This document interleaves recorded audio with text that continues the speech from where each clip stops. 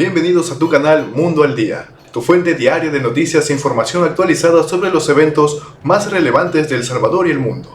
En este canal te mantendremos informado desde las decisiones de nuestro presidente Nayib Bukele hasta los cambios que impactan el mundo. Suscríbete, activa la campanita de notificaciones y sé parte de nuestra comunidad. Ahora empecemos. This morning, Saturday, Guyana denunció el sábado la presencia de un buque militar venezolano en una zona en disputa. El presidente Irfan Ali dijo que durante esta incursión el buque venezolano se acercó a varios activos en sus aguas exclusivas. Añadió que Guyana puso a sus socios internacionales en estado de alerta. Por su parte, la Fuerza Armada de Venezuela negó la acusación y sostuvo que la embarcación realizaba un patrullaje en espacios marítimos de la fachada atlántica venezolana. Acusó además a Guyana de realizar actividades de explotación y comercialización de hidrocarburos en una zona en controversia entre los dos países. Amigos, denle me gusta a este video, comenten, compartan y no olviden suscribirse y activar la campanita de notificaciones. Ahora, sin más preámbulo, pues vamos a continuar con las noticias del día de hoy. Venezuela y Guyana mantienen desde hace más de un siglo un diferendo por el Esequibo, una región de 160.000 kilómetros cuadrados rica en recursos naturales. Las tensiones entre los dos países vecinos se recrudecieron desde 2015, cuando el gigante estadounidense ExxonMobil descubrió yacimientos que le otorgan a Guyana las mayores reservas de crudo del mundo per cápita. Bueno, por supuesto, esos ejemplos siempre trazando pues un camino para América Latina. En el caso del Uruguay, pues hoy han inaugurado un nuevo gobierno. Además de la violencia electoral, la violencia criminal, ustedes han sugerido que para un primer paso hacia adelante, para contrarrestar el avance de los regímenes autoritarios, es necesario que las democracias se unan en la defensa de los derechos humanos y de la libertad global. ¿Cómo se puede hacer esto? Aquí mismo, en nuestras puertas, tenemos varias crisis en marcha. Por ejemplo, la crisis de separación en poderes ahora mismo en Nicaragua, que se está acentuando, y por supuesto la de Venezuela, con un Nicolás Maduro que se atornilló al poder pese a quedar demostrado ese fraude electoral. ¿Cómo unirse en las sociedades en América Latina en la defensa de los derechos humanos y la libertad democrática en nuestra región? Sí, es una buena pregunta y realmente nos encontramos, creo, en un punto de inflexión, no solamente a nivel nacional, pero a nivel multilateral y global. Nuestras instituciones, como las Naciones Unidas, básicamente están necesitadas de una reforma profunda. Otras organizaciones regionales que pueden tener obviamente influencia en generar coaliciones, alianzas en pro de la libertad y la democracia también están en crisis. Definitivamente hay crisis en países democráticos, obviamente, y pues es un momento de inflexión donde realmente el liderazgo, las instituciones, los valores y las coaliciones tienen que reencontrarse básicamente entre sí mismas.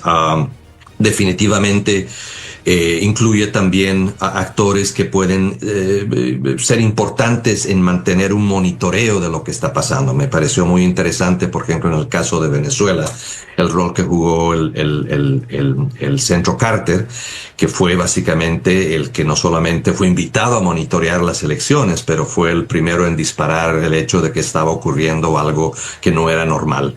Entonces son estos tipos de actores y de una u otra forma vivimos en un mundo donde de una u otra forma la democracia tiene que adaptarse a los nuevos cambios que están ocurriendo. De lo contrario, la ventaja la van a tener gobiernos autoritarios que dicen tener soluciones básicamente a los problemas básicos de la gente, pero cuando uno ve y analiza, de una u otra forma generan mayores problemas que son más difíciles obviamente de resolver una vez que exista la posibilidad de una pequeña luz obviamente democrática.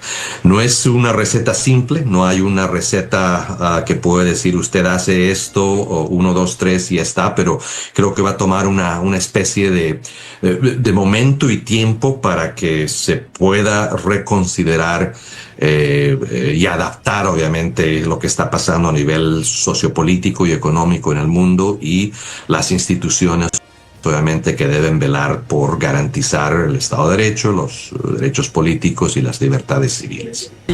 60 países tuvieron un deterioro en sus libertades civiles y políticas. Esto según el último informe de la ONG Freedom House. El documento indica que en más del 40% de territorios donde hubo elecciones, a propósito 2024 fue un mega año electoral, se registraron diferentes atentados y actos violentos en contra de candidatos. Denuncia también que las protestas postelectorales fueron reprimidas con exceso de fuerza, como lo vimos el año pasado en Venezuela, que junto a Cuba, Nicaragua y Haití se mantienen como los casos más graves en la región. Freedom House. Amigos, es curioso, ¿no? Como justamente los países que son socialistas o comunistas, como son los que más represión están haciendo. Supuestamente esa ideología es para beneficiar al pueblo y sin embargo son los países que tienen un mayor índice de represión. Entonces podemos ver que por lo menos actualmente estas ideologías que se ponen para gobernar pues no son las más adecuadas, ¿no?, para llevar a cabo esta acción en la cual se busca beneficiar al pueblo. Hace un llamado para enfrentar los desafíos de este 2025, como los conflictos armados y la profundización de las dictaduras y regímenes autoritarios que ponen en riesgo las libertades civiles y democráticas en el planeta. Está con nosotros Gerardo Bertin, vicepresidente de Programas Internacionales de Freedom House. Gracias por estar aquí. Hola, Nicolai, ¿cómo está? Muy bien, muchas gracias. Pues este gráfico que ustedes han difundido de los países y su estado de libertad, vemos cómo están resaltados en color verde los países que son libres, en amarillo los que son parcialmente libres y en morado los que no lo son. Revisando este informe, la verdad, por un lado es interesante, por el otro lado es preocupante porque está muy claro en el gráfico en color morado cómo los regímenes autocráticos, Cuba, Nicaragua y Venezuela, vamos a verlos otra vez en esta región, cómo aparece pintada la mayoría de verde, algunos países de amarillo, pero estos tres regímenes de morado representan los escenarios de libertad restringida en nuestra región prácticamente. Bueno, gracias Nicolai. En efecto, bueno, nuestro informe, simplemente para que quede claro ante audiencia, es un informe que ha venido saliendo y analizando los derechos políticos y libertades civiles desde el año 73, de 1973. Y es un análisis que contiene 25 indicadores en dos categorías, derechos políticos y libertades civiles. Y solamente para que quede claro, analizamos retroactivamente lo que pasó el año 2024, aunque el informe salió publicado la anterior semana, son datos del 2024. Y en efecto, en la región refleja lo que está pasando en el resto del mundo. Fue un año sin precedentes electorales, incluyendo en lugares como Venezuela. Y pues lo que estamos viendo es el 10º año consecutivo donde vemos el deterioro de derechos civiles y políticos y libertades civiles. Y claro está que en la región los países que han sido más afectados no solamente son Venezuela, Nicaragua y Cuba, pero hay otros países. Por ejemplo, Haití es un país que ha sido también afectado adversamente. Y en nuestro índice este año hay dos países en la región que han recibido los declives más altos a nivel mundial en estos temas. Uno de ellos es El Salvador y el otro es Haití. Así que y en nuestra región, obviamente en la región de América Latina, nosotros analizamos la región 35 países en las Américas, que incluye el Caribe, Estados Unidos y Canadá, etcétera. Y de estos 35 países, 12 recibieron declives del indicador, 7 incrementos y el resto, que son 16, se mantuvieron con el mismo indicador del año pasado.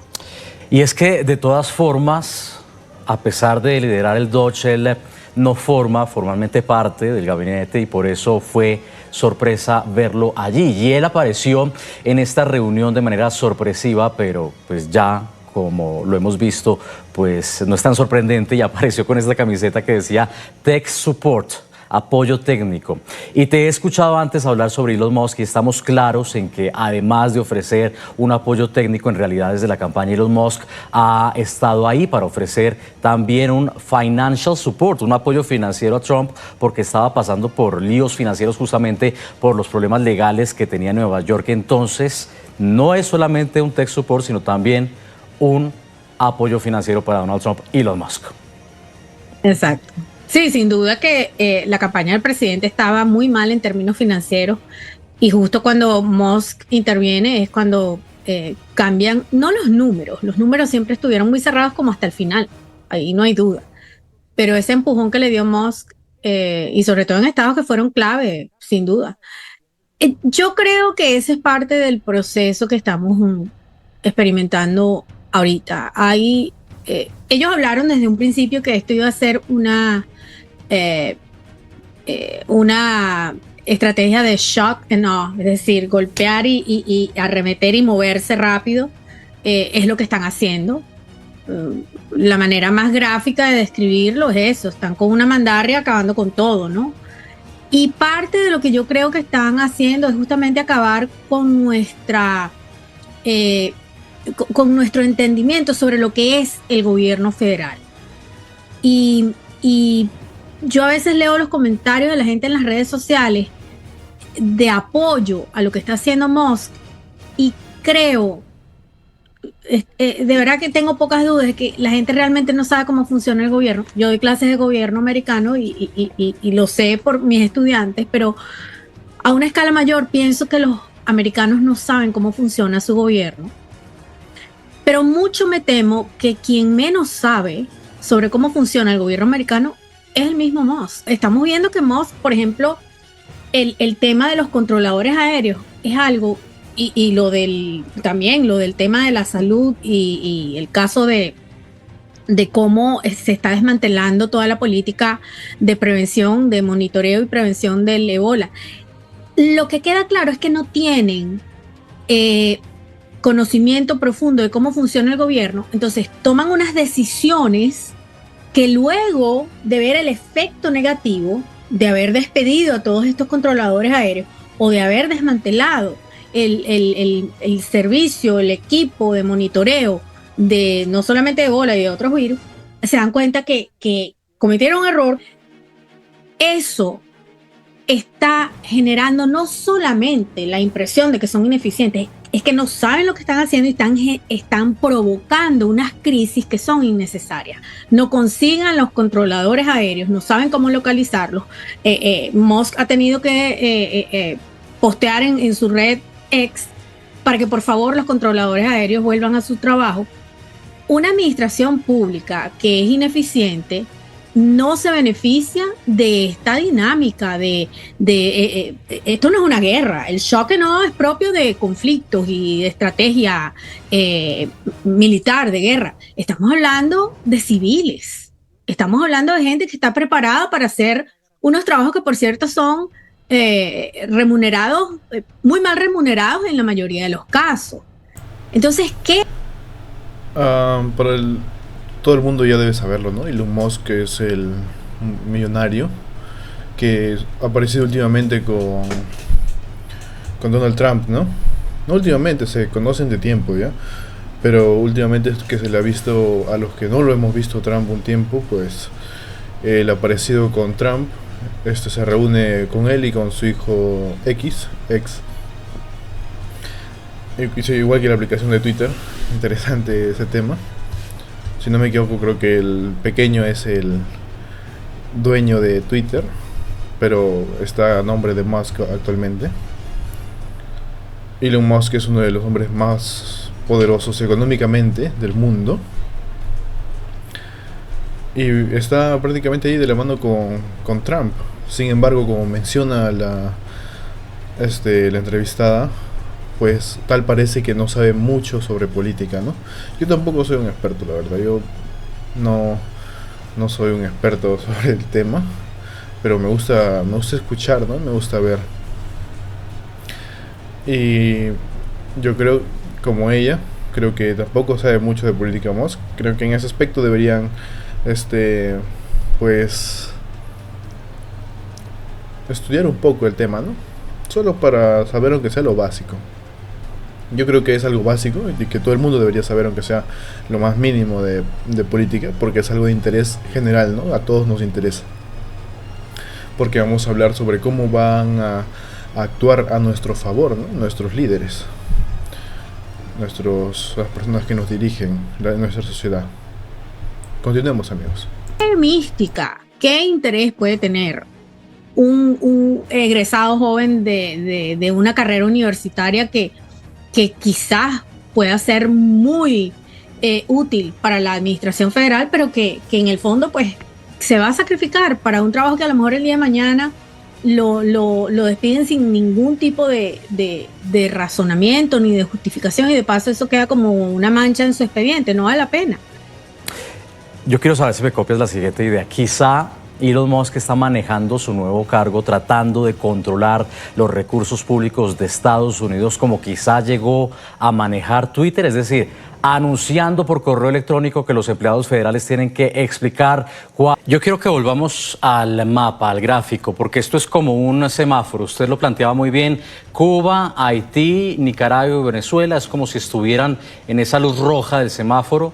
Hay luz verde en Estados Unidos, en Colombia, aunque por supuesto pues hay preocupaciones, en Brasil, en Chile, en Argentina, en Uruguay, que es un claro ejemplo de democracia, pero hay una luz amarilla en varios países que es algo preocupante potencialmente. Veo aquí en esa luz amarilla México, con esa aplanadora oficialista que tiene Claudia Sheinbaum, y además la crisis en seguridad por los carteles de narcotráfico, Guatemala, Honduras, El Salvador, Ecuador, Perú, Bolivia y Paraguay. ¿Qué hace que estos países sean parcialmente libres? Una buena pregunta y realmente... Esta es una pregunta muy interesante la que acaba de hacer, porque nosotros sabemos que es un país que no tiene libertad, ¿no? Estamos hablando de, por ejemplo, Venezuela, Cuba, Nicaragua, aquí al nivel de Latinoamérica. O bueno, a nivel de América, ¿no? Del continente americano. Entonces, y sabemos que es un país libre, ¿no? Sabemos que un país libre es un país en el cual se respeta la opinión, se respetan los derechos, es un país democrático, ¿no? Donde se respeta todo. Pero la definición de un país parcialmente libre no la tenemos. Y va a ser algo muy interesante el hecho que nos lo van a aclarar en este momento. Veamos qué tienen que decir. El informe lo que hace es analiza, bueno, por un lado, la tendencia electoral de las elecciones que ocurrieron el anterior año, y donde se ve que hay un incremento digamos, de manipular esos procesos, ya sea no dejar que algunos candidatos de oposición puedan, digamos, ser elegidos o tener una campaña. La manipulación de algunos lugares de votación, ciertamente el control de los gobiernos autoritarios a que, si bien tengan elecciones y a través de estas puedan ser legitimados, controlan básicamente todo el sistema. Esto lo vimos en el caso de Venezuela. Pero en los otros casos que mencionaron también hay otro elemento que el informe analiza este año, que es el rol que juegan actores no estatales, por ejemplo, el crimen organizado, milicias militares, que influyen de una u otra forma distintos aspectos de la institucionalidad. Esto lo hemos visto particularmente en los casos de México y Ecuador. Y en otros casos tiene que ver obviamente con la falta de, digamos, de lo que se llama técnicamente Estado de Derecho, donde realmente todos los pesos y contrapesos obviamente se han debilitado. El caso de Guatemala es interesante. Si bien aparece como amarillo, es uno de los países en este año que ha subido 2 puntos en comparación al anterior año, y lo ha hecho en un contexto por lo que pasó con el presidente Arévalo el año pasado, que logró no solamente ser inaugurado, pero en sus primeros meses obviamente logró hacer algunas reformas en temas de transparencia y anticorrupción, pero al mismo tiempo también demuestra que los desafíos básicamente continúan, porque en el caso de Guatemala, ese sistema básicamente que ha evitado que existan mayores derechos y libertades civiles, continúa básicamente alterando o tratando de influir obviamente los procesos democráticos. Ciertamente este año van a haber elecciones en Bolivia y estamos viendo no solamente las condiciones, obviamente, de esas elecciones, pero también cómo la situación y el espacio cívico ha continuado deteriorándose. Y ciertamente como llamamos nosotros, las cosas más positivas, que el caso del Uruguay, el caso de Chile, que son casos interesantes que contrastan obviamente lo que está pasando en el resto de la región. ¿Cuáles son sus logros durante la semana anterior? Cancelando el trabajo remoto, todas estas comunicaciones por vía correo electrónico. Yo recuerdo, por ejemplo, que lo mismo pasó cuando adquirió Twitter, llegó a la sede de la hoy X en San Francisco con un lavamanos ratificando que iba a llegar a recortar a todo el personal y sacó incluso como a 8 de 10 empleados y está pasando lo mismo aparentemente en la administración. ¿Está manejando el gobierno como manejó Twitter Elon Musk? Sí, de hecho, eso se lo leí a alguien que estuvo en la directiva de Twitter antes de que él llegara y que fue removida. Esa persona dijo, eso es exactamente lo que él hizo en Twitter. Sin embargo, también he visto comentarios de quienes dicen, bueno, él ya lo hizo en Twitter y las consecuencias las estamos viendo. El problema está en que la administración pública del gobierno federal no es una empresa privada ni funciona como una empresa privada.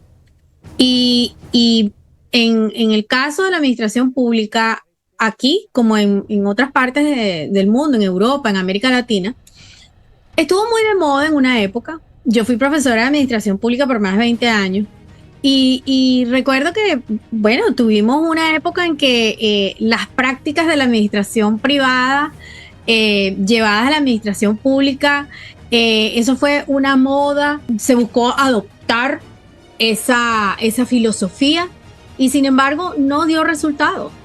No era un tema de eficiencia por adoptar prácticas del sector privado. Recordemos que en el caso del gobierno, muchas veces los servicios que presta el gobierno no los hace pensando en que va a recibir un beneficio financiero. Por ejemplo, el correo postal. Sí, el correo postal o Amtrak son corporaciones que dan pérdida. Pero el problema es que para el sector privado, poder ofrecer un servicio como el de Amtrak o el de USPS, el correo postal, a un precio que sea mucho más elevado, comparemos con los servicios de correo privado. Entonces, el asunto está en que el gobierno tiene que ofrecer ciertos servicios porque, por ejemplo, esos servicios de correo privado no llegan a las zonas rurales donde esas personas dependen del USPS para recibir sus cheques de la pensión o las medicinas. Entonces, el gobierno tiene que garantizar que esas personas estén asistidas y estamos hablando de un porcentaje de la población significativo. Igualmente con Amtrak. Es muy costoso el servicio.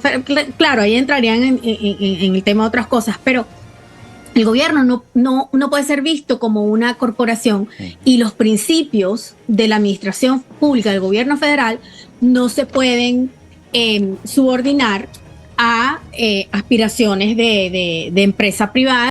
Entonces ahí es donde está la contradicción de tener a una persona como Elon Musk que evidentemente tiene intereses no solamente por los contratos que tiene con agencias del gobierno federal, ese es un aspecto, pero recordemos que la clase económica o las élites económicas en Estados Unidos lo que quieren es la reforma tributaria.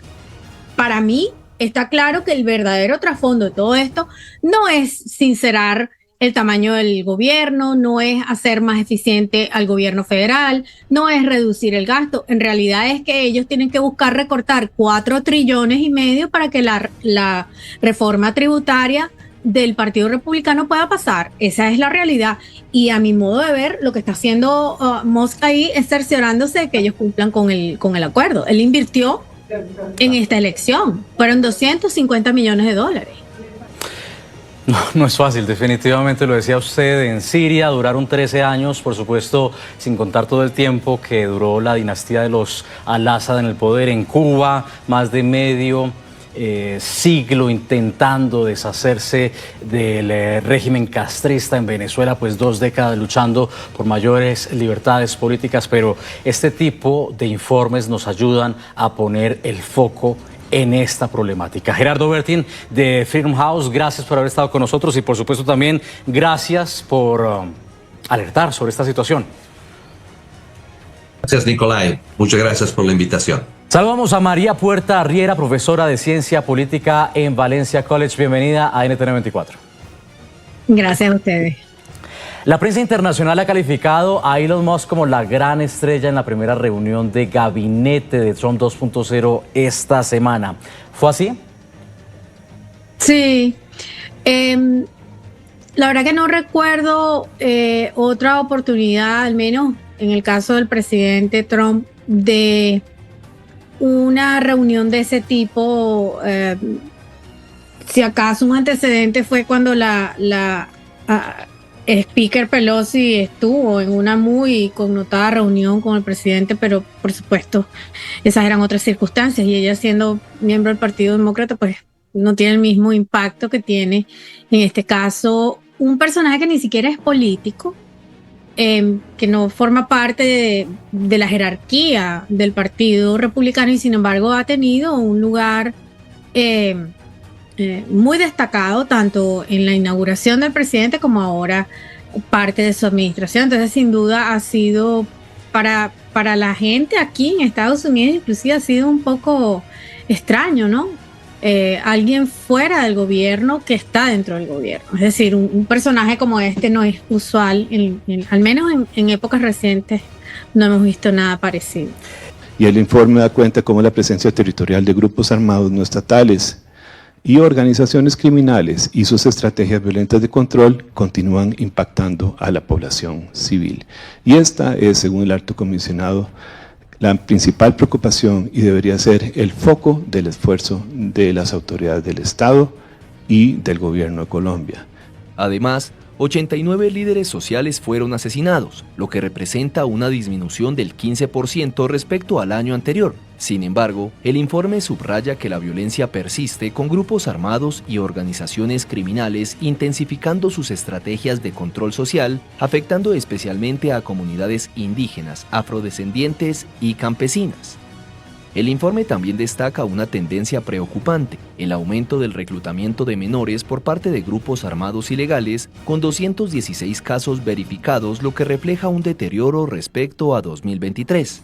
La Oficina del Alto Comisionado de la ONU para los Derechos Humanos señala que estos actos de violencia continúan generando riesgos para la gobernabilidad en las regiones y alerta sobre la creciente destrucción del tejido social en las zonas más afectadas. Este lunes falleció bajo custodia del Estado el dirigente político Reinaldo Araujo, dirigente municipal de Vente, Venezuela, en el municipio Valera del estado Trujillo, por complicaciones en su estado de salud. Edgar Prada, coordinador de Vente en el municipio Valera, informó a través de sus redes sociales esta noticia. La esposa y madre de Araujo en días pasados, a través de medios regionales, habían advertido y pedido la libertad de Reinaldo Araujo debido a su estado de salud. Presentaba sobrepeso y hipertensión, ya había tenido varias recaídas, por ello habían solicitado atención médica y tratamiento oportuno que nunca llegó. Reinaldo Araujo fue detenido arbitrariamente en el municipio Valera el 9 de enero del 2024 por la Policía Regional. Bueno, en ese caso se habla sobre los presos, el preso político, ¿no? Que está mal dicho en sí preso político porque no son presos políticos, sino son secuestrados por el régimen. Yo lo veo de ese modo, no sé si alguien más compartirá mi punto de vista. La verdad es que no son presos políticos. El gobierno el régimen de Maduro, la tiranía de Maduro, como deseen decirle a lo que sea que haya hecho Maduro ahí, que es apoderarse del poder obviamente, pero me refiero a así como le quieren llamar, tiranía o dictadura. No ha tomado presos políticos, ha secuestrado ciudadanos venezolanos que estaban luchando por su libertad. Entonces no es que ha hecho un acto de represión, sino que directamente ha hecho un acto criminal. Ha secuestrado personas. El propio gobierno venezolano los ha secuestrado. Y diciendo como, me acuerdo todavía de ese momento en el que lo estaban diciendo, de que estaban haciéndolo por su bien o algo así, creo que, si no recuerdo mal. Y hasta qué punto, ¿no? Transgiversan la verdad para hacer lo que quieren en el país. Creo que ya es hora de darle un stop, pero un stop contundente. Comenten ustedes, amigos, qué opinan al respecto de ese tema. Plataforma Unitaria rechazaron la condena de 15 años de cárcel en contra del dirigente de Encuentro Ciudadano, Nelson Piñera. Esta decisión estuvo a cargo del juez tercero de control del Estado Carabobo. Los partidos políticos manifestaron su repudio. Encuentro Ciudadano calificó la decisión de injusta hacia el compañero, que solo colocaba su postura en redes sociales. Aseguran que no cometió ningún delito y piden su libertad plena. Nelson Piñera fue detenido el 22 de noviembre de 2023 por el Servicio Bolivariano de Inteligencia por escribir en redes sociales críticas contra el gobierno, entre ellas contra el referéndum del 3 de diciembre sobre la disputa con Guyana por el territorio del Esequibo. Delsa Solórzano, presidenta de Encuentro Ciudadano, tras denunciar la detención, responsabilizó a Nicolás Maduro por la vida y la integridad del militante. El gobierno de Ecuador ha intensificado sus esfuerzos en una contraofensiva contra las bandas criminales tras presuntamente recibir información sobre su posible reorganización y reabastecimiento para el aumento de la violencia antes de la segunda vuelta de las elecciones presidenciales previstas para el 13 de abril.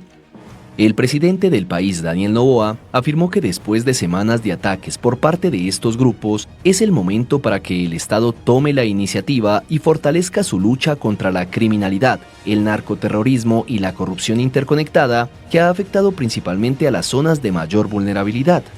El ministro de Defensa, Giancarlo Lofredo, alertó sobre un posible repunte de la violencia el próximo mes.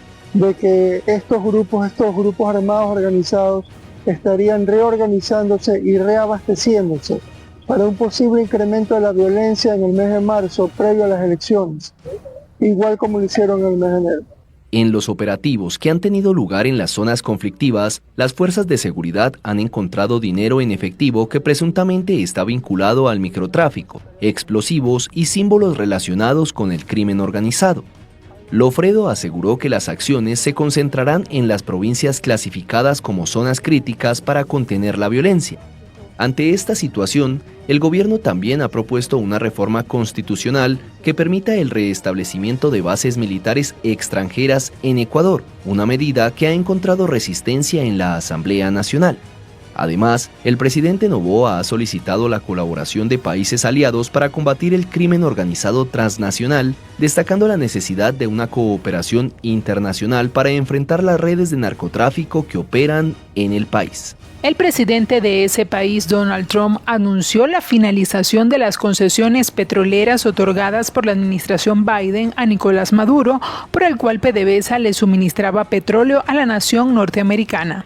A través de su cuenta en Truth Social, Trump acusó a Maduro de no haber cumplido con las condiciones electorales en Venezuela y además de no estar recibiendo con más rapidez los migrantes ilegales deportados desde Estados Unidos con antecedentes penales.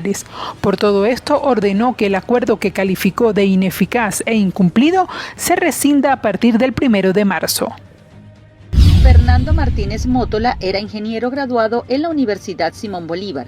Fue asesor de la alianza opositora Plataforma de la Unidad Democrática, ministro de Transporte y Comunicaciones durante la administración de Carlos Andrés Pérez y formó parte de la delegación enviada por el expresidente interino Juan Guaidó para negociar con el oficialismo en Noruega en 2019.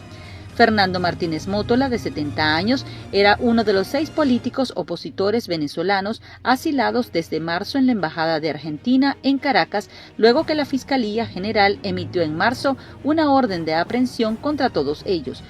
Los señalaba de estar vinculados con presuntos actos de violencia para desestabilizar al gobierno. El 20 de diciembre de 2024, Fernando Martínez Mótola dejó la sede de la Embajada Argentina luego de llegar a un acuerdo con Tarek William Saab, fiscal del régimen de Maduro. Estados Unidos anunció la creación de un registro para todas las personas que se encuentran en el país de manera ilegal y aquellos que no se reporten por su cuenta podrían ser objeto de multas o enjuiciamiento hasta enfrentar una posible detención.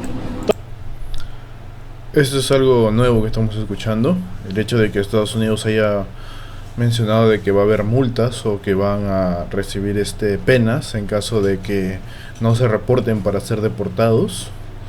Es lo que estoy entendiendo hasta ahora, en estos 3 segundos que hemos escuchado esa noticia, porque me ha impactado la verdad escuchar eso en primera instancia. Me suena algo un poco descabellado, porque hablamos no de un crimen grande, sino de un crimen pues que al fin y al cabo es un crimen, ¿no? Pero no creo que sea un crimen como para recibir multas o recibir una pena. Además ya van a ser deportados, ¿no? ¿Qué más castigo pueden darle? Todos los que se encuentren en Estados Unidos de manera ilegal tendrán que registrarse, proporcionar huellas dactilares y dar una dirección, dijo el Departamento de Seguridad Nacional, citando la Ley de Inmigración y Nacionalidad como justificación para el proceso de registro que se aplicaría a cualquier persona de 14 años o más. El anuncio se hizo mientras el gobierno de Donald Trump busca cumplir con las promesas de campaña de llevar a cabo deportaciones a gran escala y sellar la frontera a futuros solicitantes de asilo.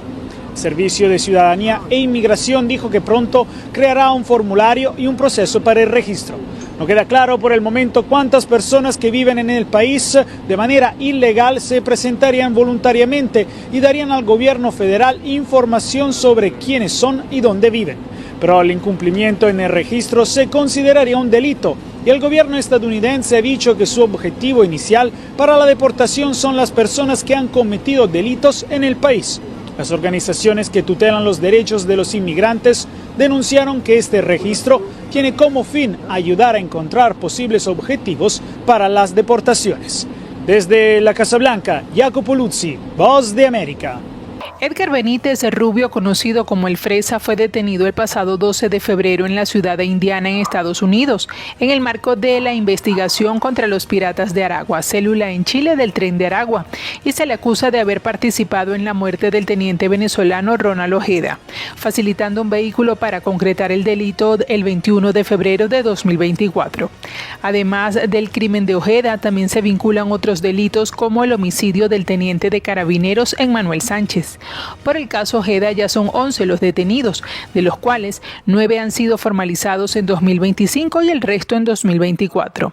Edgar Benítez fue detenido en febrero pasado en los Estados Unidos por estar presuntamente implicado en el asesinato de Ojeda. Con la decisión del Tribunal de Alzada, Benítez Rubio fue imputado en ausencia por los delitos de asociación criminal, receptación y secuestro con homicidio.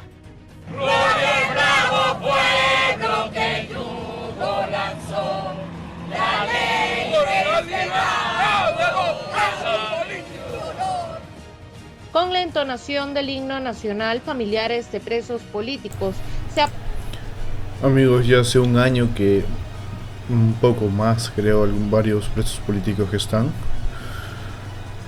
Hay demasiados presos políticos. Sigo diciéndolo hasta ahora y creo que muchos lo dicen. ¿Cuándo aparecerán las organismos internacionales para pues proteger a estas personas, ¿no?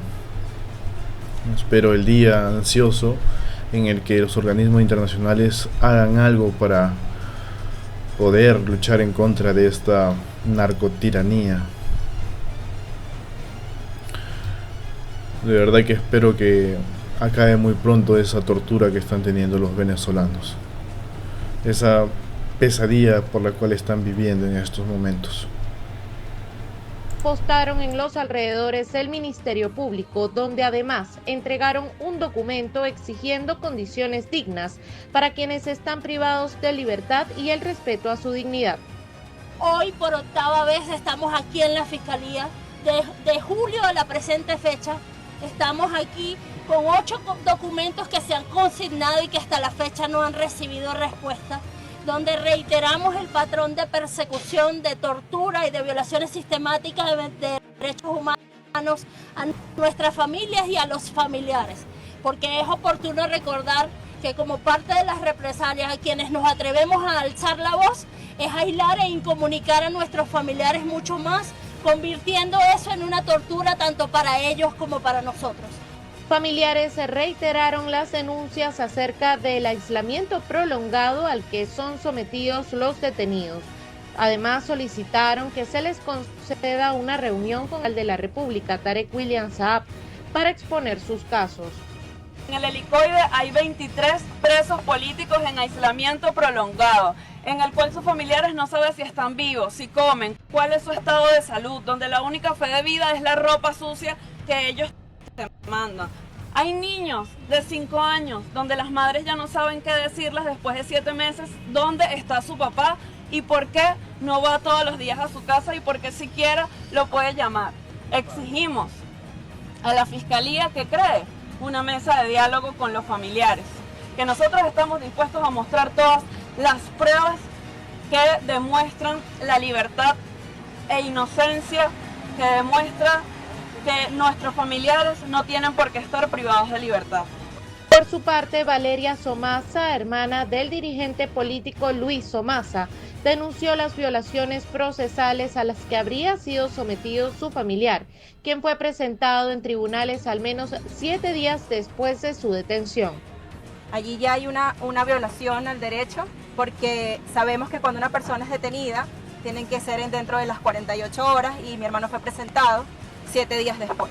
Ni siquiera el defensor público no sabía ni por qué había sido presentado 7 días después. La Ruta por la Libertad y la Justicia recorrió diversos lugares como la Defensoría del Pueblo, la sede de la Defensa Pública, el Palacio de Justicia y el Ministerio de Asuntos Penitenciarios. Diosdado Cabello informó que en el vuelo que arribó este lunes ingresaron a Venezuela 242 personas, entre ellos 74 mujeres, también habrían menores que vienen solos. Indicó que el avión de Conviasa que regresó de México arribó con la misión de traer a un grupo de venezolanos que habían decidido regresar a su país. Sobre los menores de edad, Cabello dijo que recibirán una atención especial para atender posibles traumas, ya que muchos de los niños cruzaron la selva del Darién y allí indicó Cabello que observaron muchas cosas desagradables que deben ser atendidos psicológicamente. A recibir amorosamente a los venezolanos y las venezolanas que están llegando y a los niños y las niñas. Miren, ellos vieron, porque algunos inclusive se fueron por la selva, llevaron y vieron cosas, y eso tiene que ser tratado psicológicamente, y ojalá que los padres entiendan eso y permitan que sus niños sean atendidos, porque lo que ellos vieron en algunos casos fueron cosas muy desagradables para un niño o para una niña.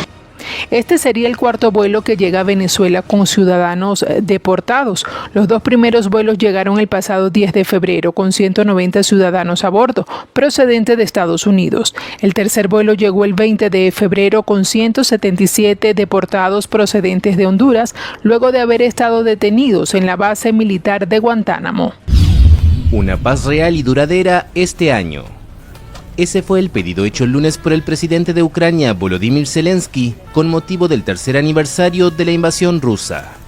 El mandatario recibió a varios aliados extranjeros que viajaron a Kiev para reafirmar su apoyo. Este año debería ser el comienzo de una paz real y duradera. Putin no nos dará la paz, ni nos la dará a cambio de algo. Tenemos que ganar la paz mediante la fuerza, la sabiduría y la unidad, mediante nuestra cooperación. La ausencia más notable. Desconozco un poco el tema sobre Ucrania, no me he informado completamente, es algo que tengo que hacer ciertamente, pero la verdad me parece que, bueno, creo que todo el mundo lo sabe, ¿no? Que Rusia pues está haciendo un acto completamente erróneo, ¿no? Vamos a decirle erróneo porque no quiero usar un adjetivo que luego ponen problemas con los videos. Pero es un acto completamente pues negativo para la población. Hemos visto cómo los ucranianos han empezado a salir del país por miedo, o sea, no por una necesidad, no porque el país ande un poquito mal o que tengan algún problema económico o por alguna otra situación, y no por miedo, por terror, porque Rusia los está invadiendo completamente, los ha estado atacando.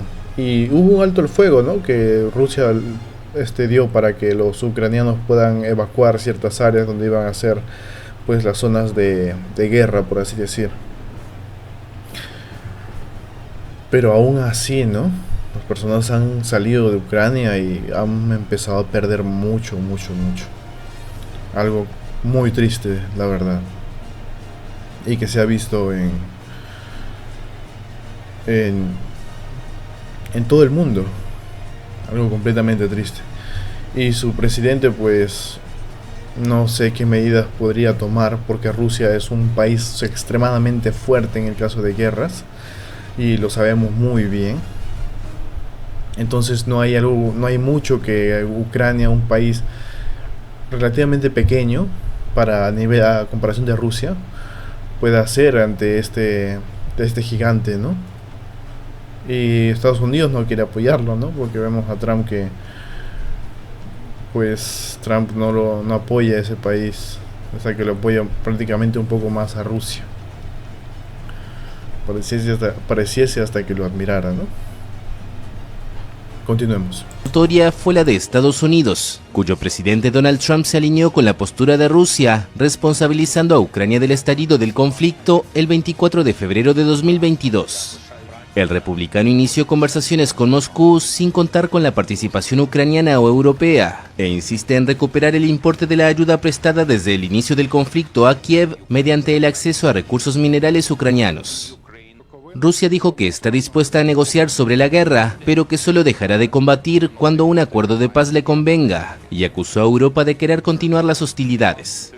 Por su parte, Kiev afirmó el lunes que está en las fases finales de un acuerdo con Washington. En su informe anual sobre la situación de derechos humanos en Colombia, la Oficina del Alto Comisionado de la ONU reveló cifras alarmantes sobre la violencia en el país durante 2024. A pesar de una disminución del 27% en el número de masacres, se confirmaron 72 incidentes que dejaron 252 víctimas mortales, incluyendo 12 niños y 12 personas de pueblos étnicos. Así lo dijo Juan Carlos Monge, representante encargado de la Oficina del Alto Comisionado de los Derechos Humanos. En el documento, los expertos relatan que ante instituciones nacionales parcializadas y disfuncionales, las víctimas recurren cada vez más a mecanismos internacionales para conocer la verdad sobre sus seres queridos, prevenir cualquier daño irreparable a su vida e integridad personal y buscar reparación. Aseguraron que han recibido denuncias reiteradas de familiares, representación legal y organizaciones de la sociedad civil que buscan conocer la suerte y el paradero de sus seres queridos y clientes, y que han informado que sus denuncias y recursos de habeas corpus no están siendo procesados y en ocasiones ni siquiera aceptados. El grupo de trabajo sobre las desapariciones forzadas está presidido por Gabriela Citroni y la completan Graciana Baranovska, Agua Valdé, Ana Lorena Delgadillo Pérez y Mohamed Al-Obaidi. Las autoridades estatales que detienen a las personas y se niegan a reconocer que están bajo su custodia u ocultan su suerte y paradero, las colocan fuera de la protección de la ley. Indicaron en el informe que estos actos constituyen desapariciones forzadas, independientemente de la duración de la detención o el ocultamiento. Los expertos independientes instaron a Nicolás Maduro a cumplir con las medidas cautelares otorgadas por la Comisión Interamericana de Derechos Humanos, responder a las solicitudes del Grupo de Trabajo de la ONU sobre desapariciones forzadas o voluntarias, de acuerdo por su mandato humanitario, proporcionar información sobre la suerte y el paradero de las personas actualmente desaparecidas forzadamente por el Estado y prevenir, enjuiciar y erradicar este crimen como una grave violación de derechos humanos bajo el derecho internacional. pasado encuentro, Trump y el vicepresidente J.D. Vance reprendieron a Zelensky durante una reunión altamente conflictiva el viernes en la Casa Blanca. En un intercambio de palabras enérgicas, ambos acusaron al líder ucraniano de no mostrar suficiente gratitud por el apoyo de Estados Unidos y de presionar para que se llegara a un acuerdo de paz con Rusia. La reunión se desarrolló en un ambiente de creciente tensión. El vicepresidente Vance calificó de irrespetuoso que Zelensky hubiera acudido a la Casa Blanca para exponer su caso ante la prensa, mientras que Trump advirtió al líder ucraniano sobre su situación, que no estaba en una buena posición en este momento. El presidente... Esto es algo interesante, algo de lo que no tenía conocimiento, ¿no? Como dije, tengo un poco de desconocimiento acerca del tema de Ucrania. No sabía que el presidente de Ucrania, Zelensky, se había reunido con Donald Trump. Esto es algo muy interesante, ¿no? El hecho de que haya llegado a Estados Unidos a reunirse, a pedir y solicitar ayuda. Esto es algo increíble, la verdad. No me esperaba que haya podido hacer algo como esto. Pero la verdad es que esta fue la mejor decisión que pudo haber tomado. El tener un aliado como Estados Unidos los puede ayudar de una gran manera, ¿no? Claro que eso no beneficia a Estados Unidos, de cierto modo, a menos que Ucrania le ofrezca algo, ¿no? Creo que había algo que Estados Unidos quería de Ucrania, si no me equivoco, pero no recuerdo exactamente qué. Como les digo, estoy un poco desinformado del tema. Pero me parece muy audaz el hecho de que se haya reunido con Trump. El presidente Trump le dijo que estaba arriesgando con la Tercera Guerra Mundial. En un momento particularmente duro, Trump le indicó a Zelensky: tienes que hacer un trato. Zelensky intentó rebajar la tensión asegurando que ya había expresado su agradecimiento en varias ocasiones y explicó que él no piensa en sí, tiene una buena mano o no en la negociación, como sugería Trump, ya que es el presidente de un país en guerra. Además, comentó que estaban hablando muy alto, a lo que Trump respondió que no era cierto y le mandó a callar. Este enfrentamiento refleja las crecientes divisiones dentro del liderazgo estadounidense en relación con el conflicto en Ucrania, en un contexto en el que el apoyo militar y financiero de Estados Unidos sigue siendo un tema central en la política exterior. Hemos llegado a la parte final del programa Mundo al Día. Les agradecemos por quedarse hasta el final del video. No olviden darle like, suscribirse y activar la campanita de notificaciones para que estén actualizados sobre las noticias más relevantes de El Salvador y el mundo. Esto fue Mundo al Día.